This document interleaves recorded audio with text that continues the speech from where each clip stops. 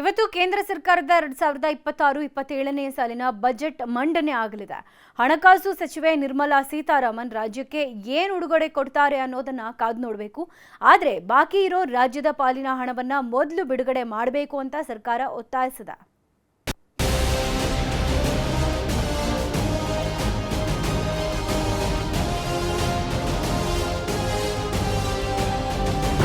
ಪ್ರಧಾನಿ ನರೇಂದ್ರ ಮೋದಿ ನೇತೃತ್ವದ 3.0 ಸರ್ಕಾರದ 3ನೇ ಪರಿಪೂರ್ಣ ಬಜೆಟ್ ಮಂಡನೆಗೆ ಎಲ್ಲ ಸಿದ್ಧತೆಗಳು ಮುಗಿದಿದೆ.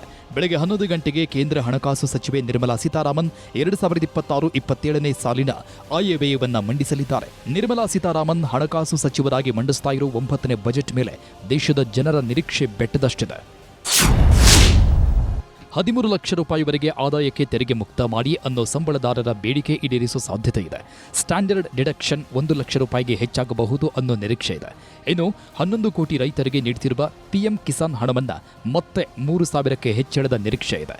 ಹಾಗೇನಾದರೂ ಆದರೆ ಪ್ರತಿ ವರ್ಷ 6,000ದಿಂದ 9,000 ರೂಪಾಯಿಗೆ ಕಿಸಾನ್ ಸಮ್ಮಾನ್ ಹಣ ರೈತರಿಗೆ ಸಿಗಲಿದೆ. ಇನ್ನು ರೈಲ್ವೆ ಇಲಾಖೆಯಲ್ಲಿ ಕ್ರಾಂತಿಕಾರಿ ಹೆಜ್ಜೆ ಇಟ್ಟಿರುವ ಕೇಂದ್ರ ಸರ್ಕಾರ 300ಕ್ಕೂ ಹೆಚ್ಚು ಅಮೃತ್ ಭಾರತ್, ವಂದೇ ಭಾರತ್ ರೈಲುಗಳನ್ನು ಹೊಸದಾಗಿ ನೀಡಿದ್ದು ರೈಲ್ವೆ ಹಳಿಗಳ ಆಧುನೀಕರಣಕ್ಕೆ ಹೆಚ್ಚಿನ ಒತ್ತು ನೀಡಬಹುದು. ಇನ್ನು 2 ಕಿಲೋವ್ಯಾಟ್ವರೆಗೆ ಸೌರ ವ್ಯವಸ್ಥೆಗಳಿಗೆ ಸಬ್ಸಿಡಿ ಘೋಷಣೆ ಮಾಡಬಹುದು. ಜೀವ ಉಳಿಸುವ ಔಷಧಗಳ ಮೇಲಿನ ಕಸ್ಟಮ್ಸ್ ಸುಂಕ ರದ್ದು ಮಾಡುವ ನಿರೀಕ್ಷೆಯೂ ಇದೆ. ಇನ್ನು ಗಿಗ್ ಕಾರ್ಮಿಕರಿಗೆ ಆರೋಗ್ಯ ವಿಮೆ ಘೋಷಣೆ ನಿರೀಕ್ಷೆ ಇದ್ರೆ ಸಣ್ಣ ಉದ್ಯಮಿಗಳಿಗೆ 50 ಲಕ್ಷದವರೆಗೆ ಸಾಲ ಘೋಷಣೆ ಜೊತೆಗೆ ತೆರಿಗೆ ಸಲ್ಲಿಕೆ ಮತ್ತು ಇತರೆ ಕಾನೂನು ಪ್ರಕ್ರಿಯೆ ಸರಳೀಕರಣಗೊಳಿಸುವ ಸಾಧ್ಯತೆ ಇದೆ.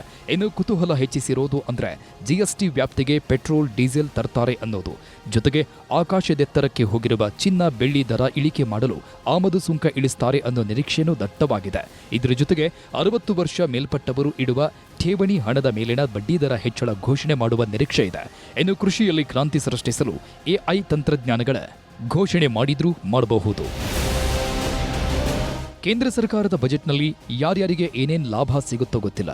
ಆದರೆ ಕರ್ನಾಟಕ ಸರ್ಕಾರದ ಬೇಡಿಕೆಗಳಂತೂ ಭರಪೂರವಾಗಿದೆ. ನಿರ್ಮಲಾ ಸೀತಾರಾಮನ್ ರಾಜ್ಯದಿಂದ ಆಯ್ಕೆಯಾಗಿರೋದ್ರಿಂದ ರಾಜ್ಯದ ಅಭಿವೃದ್ಧಿಗೆ ಕೇಂದ್ರ ಸರ್ಕಾರ ವಿಶೇಷ ಘೋಷಣೆ ಮಾಡಬೇಕು ಅನ್ನೋ ಬೇಡಿಕೆಗಳಿವೆ. ಜೊತೆಗೆ ಕೇಂದ್ರದಿಂದ ಬಾಕಿ ಇರುವ ಜಿಎಸ್ಟಿ ಹಣ, ಯೋಜನೆಗಳಿಗೆ ಬರಬೇಕಾದ ಬಾಕಿ ಹಣ ಬಿಡುಗಡೆ ಮಾಡಬೇಕು ಅನ್ನೋ ಒತ್ತಾಯವೂ ಇದೆ. ಪ್ರಮುಖವಾಗಿ ರಾಜ್ಯದ ಬೇಡಿಕೆಗಳು ಏನು ಅಂತ ನೋಡೋದಾದ್ರೆ, 1. ಭದ್ರಾ ಮೇಲ್ದಂಡೆ ಯೋಜನೆಗೆ ಘೋಷಿಸಿ ಸುಮ್ಮನಾಗಿದ್ದ 5,300 ಕೋಟಿ ಬಾಕಿ ಹಣ ಬಿಡುಗಡೆ ಮಾಡಬೇಕು. 2. ರಾಯಚೂರು ಜಿಲ್ಲೆಯಲ್ಲಿ ಏಮ್ಸ್ ಸ್ಥಾಪನೆಗೆ ಅಧಿಕೃತ ಮುದ್ರೆ ಬಜೆಟ್ನಲ್ಲಿ ಹಾಕಬೇಕು. 3. ಬೆಂಗಳೂರಿನ ಸಂಚಾರ ದಟ್ಟಣೆ ನಿವಾರಿಸಲು ಉಪನಗರ ರೈಲು ಘೋಷಿಸಬೇಕು. 4. ಪಶ್ಚಿಮ ಘಟ್ಟ ಸಂರಕ್ಷಣೆಗೆ ಪರಿಸರ ಸೂಕ್ಷ್ಮ ವಲಯದ ಅಭಿವೃದ್ಧಿ ಮತ್ತು ರಕ್ಷಣೆಗೆ 10,000 ಕೋಟಿ ರೂಪಾಯಿ ನೀಡಬೇಕು. 5. ಕೃಷ್ಣಾ ಮೇಲ್ದಂಡೆ ಯೋಜನೆ ರಾಷ್ಟ್ರೀಯ ಯೋಜನೆಯಾಗಿ ಪರಿಗಣಿಸಬೇಕು. 6. ಕೃಷಿ ಬೆಲೆ ಕೊರತೆ ನಿವಾರಿಸಲು ಮಾವು, ಈರುಳ್ಳಿ ಸೇರಿದಂತೆ ಒಟ್ಟು 8 ಬೆಳೆಗಳಿಗೆ 796 ಕೋಟಿ ಅನುದಾನ ನೀಡಬೇಕು. 7.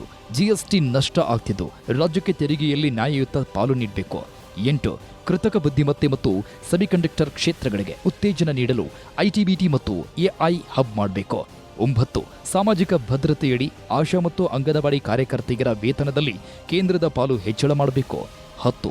ರೈಲ್ವೆ ಯೋಜನೆಗಳಿಗೆ ಭೂಸ್ವಾಧೀನ ವೆಚ್ಚದ 50% ಹಣವನ್ನು ಕೇಂದ್ರ ಸರ್ಕಾರವೇ ಭರಿಸಬೇಕು ಅನ್ನೋದು ರಾಜ್ಯದ ಪ್ರಮುಖ 10 ಬೇಡಿಕೆಗಳು. ನನಗಂತೂ ಸೆಂಟ್ರಲ್ ಗೌರ್ಮೆಂಟು ಕರ್ನಾಟಕ ರಾಜ್ಯಕ್ಕೆ ಯಾವತ್ತೂ ಮಲ್ತಾಯಿ ಧೋರಣೆ ಮಾಡ್ತಾ ಇದ್ದಾರೆ. ಕೊಟ್ಟು ಮಾತೆ ಉಳಿಸ್ಕೊಳ್ಳ. ನಿಮಗೆ ಈಗ 5,300 ಕೋಟಿ ನಿಮ್ಮ ಏರಿಯಾದನ್ನೇ ಕೊಡ್ತೀನಿ ಅಂತೇಳಿ ಅವ್ರು ಕೊಟ್ಟಿಲ್ಲ. ಇವತ್ತವ್ರಿಗೂ ಒಬ್ಬ ಎಂಪಿನೂ ಧ್ವನಿ ಎತ್ತಿಲ್ಲ, ಸೆಂಟ್ರಲ್ ಮಿನಿಸ್ಟ್ರು ಎತ್ತಿಲ್ಲ. ಸೊ ಅವ್ರು ಸುಮ್ಮನೆ ಒಂದು ಆಟಕ್ಕುಂಟು ಲೆಕ್ಕಕ್ಕಿಲ್ಲ ಅಂತೇಳಿ ಎಂಪಿಗಳೆಲ್ಲ ಕೆಲಸ ಮಾಡ್ತಾ ಇದ್ದಾರೆ. ವಾಟರ್ ಸಪ್ಲೈ ಮನೆಗೆ ಗಂಗೆ ಅಂತ ಹೇಳಿ ಏನು ಮಾಡಿದ್ದಾರೆ, ಅದನ್ನ 50-50 ರೇಷಿಯೋನಲ್ಲಿ ಮಾಡಬೇಕು ಅಂತೇಳಿ ನಾವೇ ಹಣ ಖರ್ಚು ಮಾಡ್ಕೊಂಡಿದ್ದೇವೆ. ನಮಗೆ ಅದರಲ್ಲಿ 13,000 ಕೋಟಿಗೂ ಹೆಚ್ಚು ಹಣ ನಮಗೆ ಬರಬೇಕಾಗಿದೆ, ಅದಿನ್ನೂ ಕೂಡ ಬರಲಿಲ್ಲ. ಮತ್ತು ಹಿಂದೆ ಭದ್ರಾ ಪ್ರಾಜೆಕ್ಟಿಗೆ 5,300 ಕೋಟಿ ಕೊಡ್ತೇವೆ ಅಂತ ಹೇಳಿ ಬಜೆಟ್ನಲ್ಲಿ ಘೋಷಣೆ ಮಾಡಿದ್ರು, ಅದನ್ನು ಕೂಡ ಕಳೆದ ಇಡೀ ವರ್ಷ ನಮ್ಗೆ ಕೊಡಲಿಲ್ಲ. ಇದೆಲ್ಲ ಬೇಡಿಕೆಗಳು ನಮ್ಮವು ಇದ್ದಾವೆ. ಓವರಾಲ್ ನಾವು ಒಂದು ನಿರೀಕ್ಷೆ ಇದೆ, ಈ ಸತಿನೂ ನಮ್ಮ MSMEಸ್ಗೆ ಗವರ್ಮೆಂಟ್ ಆಫ್ ಇಂಡಿಯಾ ಸಪೋರ್ಟ್ ಕೊಡ್ತಾರೆ, GSTನಲ್ಲಿ ಕಡಿಮೆ ಮಾಡ್ಬೋದು ಅಂತ ಒಂದು ಹೋಪ್ ಇದೆ.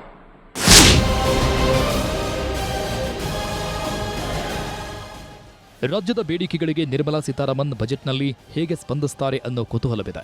ಆದರೆ ಮುಂಬರುವ ಪಂಚರಾಜ್ಯಗಳ ಚುನಾವಣೆ ಗೆಲ್ಲಲು ಅಸ್ಸಾಂ, ತಮಿಳುನಾಡು, ಪಶ್ಚಿಮ ಬಂಗಾಳ, ಪುದುಚೇರಿ, ಮತ್ತು ಕೇರಳಕ್ಕೆ ಸ್ಪೆಷಲ್ ಗಿಫ್ಟ್ ಕೊಡೋದಕ್ಕೂ ತೀರ್ಮಾನ ಬಹುತೇಕ ಫೈನಲ್ ಆಗಿದೆ.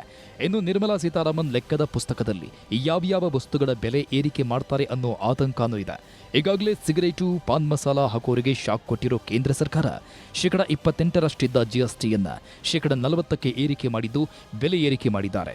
ಇನ್ನು made in India, make in India ವಸ್ತುಗಳಿಗೆ ಬೇಡಿಕೆ ಹೆಚ್ಚಿಸಲು ವಿದೇಶಿ ವಸ್ತುಗಳ ಆಮದುಗಳ ಮೇಲೆ ಮತ್ತಷ್ಟು ಸುಂಕ ಹಾಕುವ ಸಾಧ್ಯತೆಯನ್ನು ತಳ್ಳಿ ಹಾಕುವ ಹಾಗಿಲ್ಲ.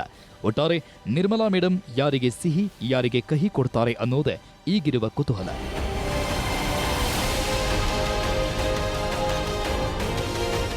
Bureau report, news 18.